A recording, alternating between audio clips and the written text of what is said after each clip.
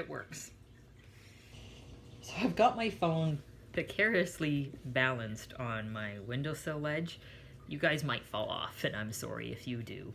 Anyway, it's been a very busy week, and I've been very distracted, but I finally have a book review for you guys to do, or to listen to, I guess. The book review I have to do today is The Last Apprentice, The Night of the Soul Stalker by Joseph Delaney. I have to say I really enjoy these covers, the artwork on them. Now, this one, excuse me, this one is bigger than all of the rest by far, and took me a little bit longer, not because of any fault of the book, but because, again, a lot going on, and I found a new game that I'm addicted to, so you know how life is. Anyway, I'm going to read the back of it so you have an idea of what we're dealing with, and then we can discuss it. What lurks on the edge of the dark? As the weather grows colder and the nights draw in, the spook and his apprentice Tom Ward must be even more vigilant in their battles against the Bogarts, witches, and ghosts roaming the country. When they receive an unexpected visitor, the spook decides it's time to move to his winter house in Anglesark. It is a bleak, forbidding place, full of witches and secrets.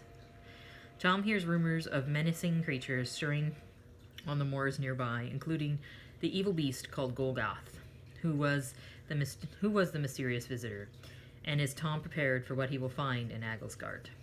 So, it's interesting because a lot of the information here was very, very, very, very dark. But if you look at like the spacing and the writing of the book, it's obvious that it is meant for like grade school kind of folk, very young folk. And there's a fair amount of blood and gore in it, which is interesting. We get to know a little bit more about the spook and how he is fairly hypocritical, and not so much a black and white good or evil kind of guy, but he's in a very morally gray kind of persona. But I'm also thinking that he's leaning more towards the dark, towards the really not nice things, because there are, let's see, it's an interesting concept, because he fights agents of the dark, like witches and Bogarts, which are kind of like evil entities, that kind of thing. But what he does to witches is kind of cruel. He says that burning witches at the stake is really cruel. So instead what he does is he makes a pit and traps them in a pit buried in the ground with no food other than the worms they pull out of the earth, and leaves them there for years. For years.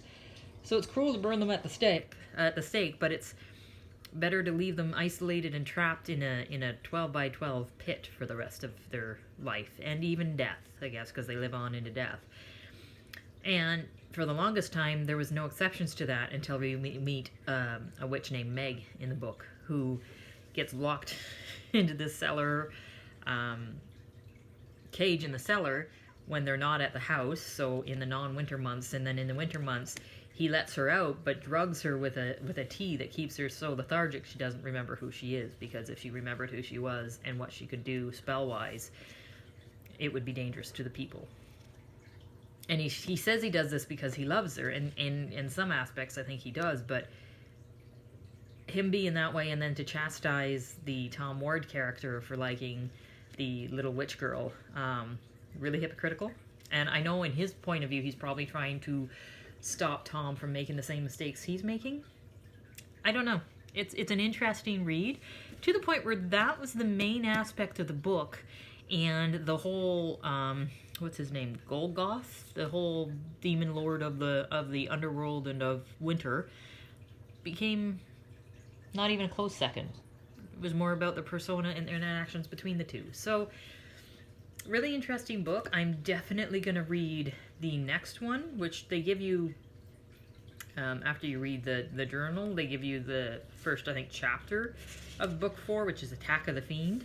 But I never read the first chapter, because what happens is you read it and it gets into like a cliffhanger, and then you definitely got to buy it, and you got to buy it right away. So I'll wait to read it. I'll put the book on my wait list, on my wish list, and then when I have money, I'll pick up the next one. But I'm really enjoying this series. I can see why it wanted to be made a motion picture or a series on TV. It's really entertaining.